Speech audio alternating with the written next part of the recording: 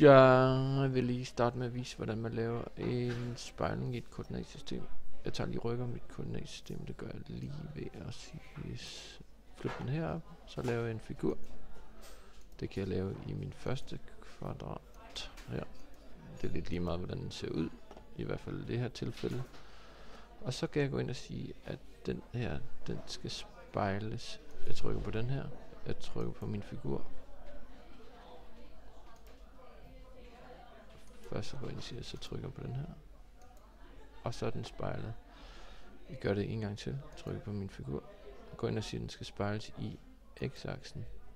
Og i det her tilfælde, der går jeg ind og siger, at den skal spejles i y-aksen. Trykker på min figur. Trykker på den. Trykker på den. Og så er det klaret. I virkeligheden så har jeg 4 figurer her. Heroppe, der står der, hvor store de er. Altså arealet af figuren. Jeres opgave var sådan set, at I skulle gå ind og sige, at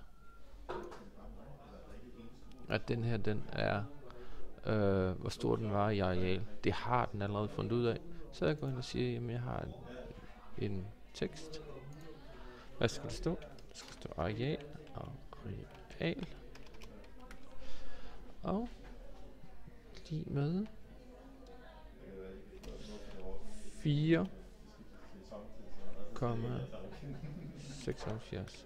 Og det er så kvadratcentimeter. Okay. Så står det på min figur. Sådan. Så er jeg færdig.